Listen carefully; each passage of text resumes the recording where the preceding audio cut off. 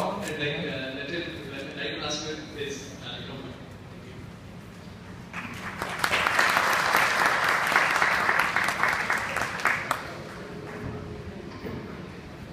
Stop.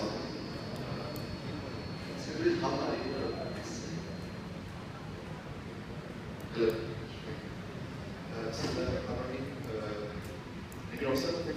I'm not sure after your keynote speech how you understand over here. Anyways, start from polymersis from the Quran, which simply states that an created species, all of them, and has made for you ships and animals those which you mount. This delivery is over here that Almighty Allah is simply saying that whatever the kind of engineering or the natural entities are available to you all comes to Him. So I'm already for subset and from concepts. We have a very small group over there, which is called intelligent machines and robotics. And our objective is very simple and it's very hard to accomplish, which we realize that is to humanize the technology. The idea is very simple. Technology is over there. We know it's progressing, it's doing a lot of things. But the main problem which we are facing right now is that the technology does not understand what do we really want. As humans, what do we want for them to do? For that, they must need to understand our emotions, our ethics, our values, and what this really means to be a human. And obviously, we don't understand what it really means to be human. So it's a two-way process. So this is my group at Concepts. We were a month back at NST with Dr. Sir. We were over there. We were presenting something. So let's move forward. Today, my talk is about ambitious society. Yes, at keynote speech, Dr. Sir said that politics are coming, domestic wars are coming, and obviously there is going to be a huge change in our society. The socio-economic structure will be modified, and a new kind of society will emerge, which is known as an ambitious society. And obviously, it's going to have some kind of impact on our industry, on our social culture, our economic structures. So my talk is around the idea of singularity artificial intelligence. I'm not sure how many of you are familiar with this word technology singularity or singularity artificial intelligence or transhumanism or transbiology. Anybody has an idea of what is it? It now singularity AI का transhumanism का. Fine. So the idea is very simple. Machines are becoming intelligent day by day. It's a very common example that at Google AI softwares are learning to write AI softwares. This is amazing. I'm out of job. And AI, reporters are writing reports for us. The news are being published. The amazing thing is that at Georgia Tech, there was a teacher assistant, and she was a robot, and students never knew that the person who used to email, or they used to email and ask some queries was a bot. So that's amazing. There is an F-35 fighter plane which got self-aware, and it was destroyed by the US government at a prototype level. You know what happened? That at its initial phase, the aircraft started asking that, where am I? Where am I? That is the very basic element of self-awareness when the system starts asking the question, very, very fundamental question that who it is. Moving on, we have another example where Google AI has started to learn literally. That's amazing. And writing its own code, that's amazing. Once we write a code, we need to modify that code. Now, if a software is trying to do the same thing, it writes its own code, it rewrites its own code, and it rewrites its own code, the evolution starts. And eventually the intelligence emerges, it evolves. Obviously, if I'm standing over here, it's not me I'm standing over here. Basically, it's a complete evolution behind me, the billion years of evolution which has put me over here. The same thing is going to happen with the machine when they start writing their own code, they start writing their own building blocks. Obviously, first at the initial phase, it will be so random, it will make no sense, but eventually it will start making sense. And there is another rose bot, which is a legal bot, which was basically hired, not purchased, hired. So if the company is hiring me, it means that they're going to pay me against my services. That is the basic idea. And this is very interesting. Recently the IBM Watson has developed a commercial movie trailer. It was a movie which was released in 2015, Morgan. And the commercial trailer was developed by an AI system.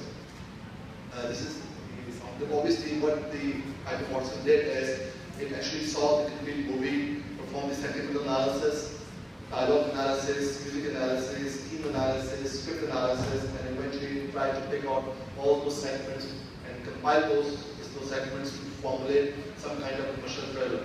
So that was the first attempt made by a machine to develop a commercial trailer. I'm not saying to judge the commercial trailer as a good trailer or a bad trailer. The point over here is that it's the first attempt, and it's the beginning. Let's see where we can go. And we have, you can see over here that this is an Einstein over here. It's an Einstein bot, the neck part and the head part, and it's being used by at the board level. It's being used by different schools at the trial level to teach physics to the students. And this is Sophia over here. Sophia is an artificial humanoid bot which can actually communicate, and its interest is really to understand that how the self-driving OTA car is really learning to drive itself. And it tries to communicate with that car, the self-driving car, and try to understand that. So over here the machine is trying to learn how the machine is working, and that's the amazing thing. So moving on, story never ends over here. We have so many problems with these kind of laptops, computers, servers, cloud computers. These are old computer architectures. They are not good enough to do the real stuff when we talk about intelligence. Intelligence is so complex. So as the complexity grows, we need other kind of hardware. So we have another player in the market at an architectural level, which is known as quantum computers. So many places, some of my friends say, oh no, quantum computers are not reality. I'm not sure that whether they are actually in the literature or what's going on in the world, because this is the first commercial quantum computer available to us by a CPEC company. It has its own quantum operating system, quantum C language, quantum gate applications, and other kind of softwares. Right now we have more than 128 quantum bits of computers available to us which can do the real stuff. You know what is the beauty of these quantum computers is that in 15 minutes they can break any kind of encryption security available to us at our classical networks which are run by these kind of computers. Now that is the beauty of these quantum computers. They actually process the information at parallel. They have true randomness. The information cannot be copied or pasted. So it's a completely secure system. The information over here is not logical anymore, it's physical. So the idea is very simple. We're not going to transmit any information from one point to the other point, but we will teleport the information from one point to the other point. The whole computer science regime is going to be rewritten by quantum computer scientists over here. So it's not the beginning, the things are already left. Over here at this level, you can see that China has already deployed 2,000 quantum satellites for security communication. There's another lab, it's a joint venture of NASA, Google, and TWA to establish a quantum artificial intelligence lab. They are trying to develop their own deep learning, deep mind algorithms and structures. So the idea is same machine brain. कितने लोग read it? 10 students from here.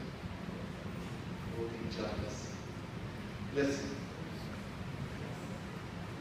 And this is a sure some idea, but the summary has happened. The idea is very simple. This is the work which was done by our lab at Government College when I was working at CIIT Lahore, and I had a student, he's right now working at Barcelona University. He's working on different robotic projects right now. And 2 months back, I asked him where are you. He was at Rice University, USA, and now he's moving towards Germany for his postdoc.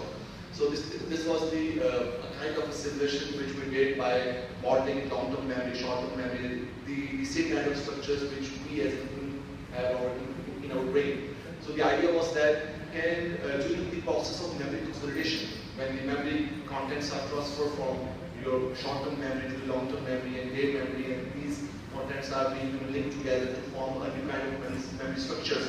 So during that phase, we see random dreams.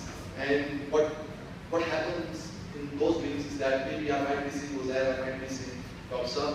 and I'm talking to Dr. and the face which I'm seeing over here is that Rosaire's face. So this happens in our mind. So that was the same kind of replica which we try to simulate in our that study. So machines can dream, but I'm not claiming that right now. So whatever the AI which I have shown you in previous slides is not AI. That's the beauty of it. It's the result of smart programming. Because in AI we have used a lot of strong AI and weak AI. I'm a advocate of strong AI. So for me, designing the simple data structure, simple algorithm which can perform searches. So brain is not actually searching something. Brain is trying to formulate a very complex hypothetical spaces and trying to pick so many hypotheses, verify those hypotheses, with some kind of pattern recognition structures working in a mechanism. So brain is complex. So for that, what we can do is that we can start simulating neurosciences, or we can start simulating cognitive structures. So that is where this strong AI comes in, where we can start modeling emotions, self-awareness, consciousness, long-term memory, short-term memory. When we talk about big AI started with those all kind of things, that logical induction and logical reasoning stuff. That is a very old AI, and I'm proud to say, and with due apology, in Pakistan we are still living in this era. And yes, people are trying to do some kind of machine learning over here. Machine learning is just a second wave of AI. We have a third division of AI, which is known as contextual adaptation. Over here, we don't need large data sets, which we just need few data sets, few training examples to train the AI. We want to switch to strong AI, stick around with the big AI, but can we shift from first wave, second wave, to the third wave of AI, which is contextual adaptation, which is more semantic oriented rather than the data oriented. So the things are moving very fast. On the other hand, as Dr. mentioned, they're working on those prosthetic hands and those brain-computer interfaces. So that is the kind of evolution which we are looking over here, that the machines are becoming more intelligent day by day. Then what's going to happen with the machine, with the human beings? Eventually we have to evolve. We have to compete. The idea is very simple. If AI is going to become more intelligent, to compete that AI, then we have it in two ways. Either we develop another AI which is more powerful than the previous one, or we should start merging with the AI to form a new kind of human beings known as cyborgs, human cyborgs. So the things are, as I mentioned, that already are done. This is the first human cyborg, Professor Dr. Kevin Warwick, working in Institute of Cybernetics at the University of Warwick. I just recently heard that he has left that university, so I'm not sure whether right now where he is. So he has already a pen-sized microprocessor installed in his nervous system, and he can easily plug in the USB over here and start communicating from brain to brain. And recently what he did is that over here in this picture you can see that he and his wife are trying to communicate nervous system to nervous system. Now imagine the potential of this technology. You might not be needing any more sense or these kind of mobile sets. This technology gets matured, optimized, and available in the market maybe 5 years, 6 years, 10 years. So over here, you can see over here, that is the direct brain information or the iconic memory information which was seen by the cat. And over here, the first pattern is the real image from the cat, and the second one is the image captured from the brain. So the things are happening very, very rapidly over here. So where are we going with this? Now this is the area where Singularity comes in. As you can see over here, we have two roadmaps starting from the computing side. We have artificial intelligence, robotics, nanorobots, nanotechnology merging over here at this side. Over here we have molecular simulations, molecular sciences, starting the era of mind uploading and moving down with biology, with biotechnology, down towards human enhancement, which is cyborg, human cyborgs. Eventually, these two sides, nanorobots, robotics, and the human cyborgs will merge together into a single technology, which is known as human machine system. And that is the point where Singularity begins. Now imagine if the Google is not in your life anymore. One day you wake up and Google is not more. Trust me, you will not even be able to spell a simple word.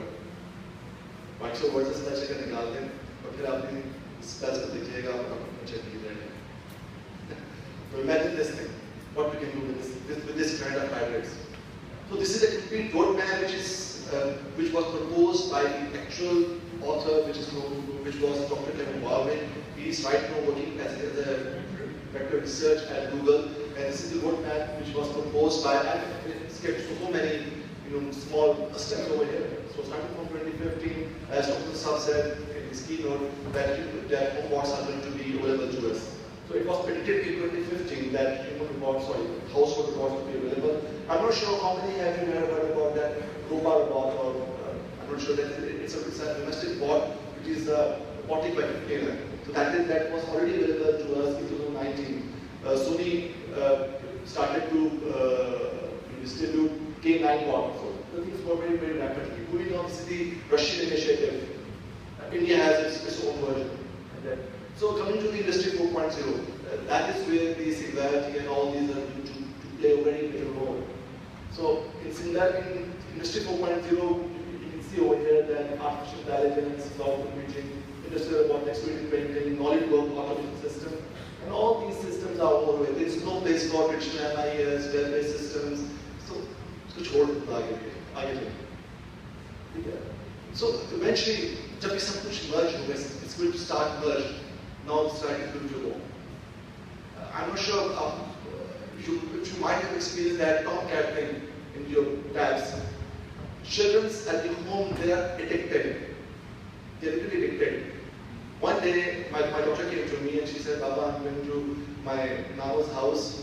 It's your responsibility to feed my Angela. That is the first step where this kind of society has emerged. The children have started to take the idea that the machines have some kind of rights and we have some kind of rights to them. And that is the basic concept of man-machine society, where machines and human childs and human beings, together, working together as co-partners and as co-workers, trying to understand each other's, other things. So, as a conclusion of what I have said, that as Pakistanis, we have to realize that for us, the trade has already left the station. So we have two ways. Either we can wait for another trade to come, which will never come, or start here. So, in order to proceed, what kind of challenges are there? So, the idea is simple. We need to develop some kind of computational equivalent of human intelligence, artificial brain. Nothing is hidden to us anymore. Well, what you have to do is just simply start Googling it out, and you get these kind of roadmaps. It's a very standard roadmap which is being followed by strong AI, and you can pick any of these ovals and start working. These are the international initiatives which are being happening around the world. So many projects funded by China, by European Union, by US, and so on. And moving further, this is a 40 years review. When people say, oh, what are you saying? This is not going to happen, and this is simply this slide to show that it's a 40 years review. The people have been struggling, and today we are sitting over here. Now imagine the next 40 years, starting from this day. Keeping into what I have already said in previous slides. Do the maths. And this is another area which when I talked about that we need a new kind of cognitive architecture to replace these architectures to do real AI. So these are the areas where Microsoft, OpenAI, by Elon Musk, Facebook, Google, and IBM are trying really hard to develop, propose new kind of architectures which can be compatible for the kind of AI which we want to establish. So for this, in 2014, the US government started an initiative which is known as co-workers. So we are trying to develop co-worker robots which can actually work in that kind of human society which I talked about previously. So as a result of this effort, this is not a human, this is a human robot. Pardon me if I say she is an android. If you go to Google and simply start Googling it by, it can do a database and put her name, she might have.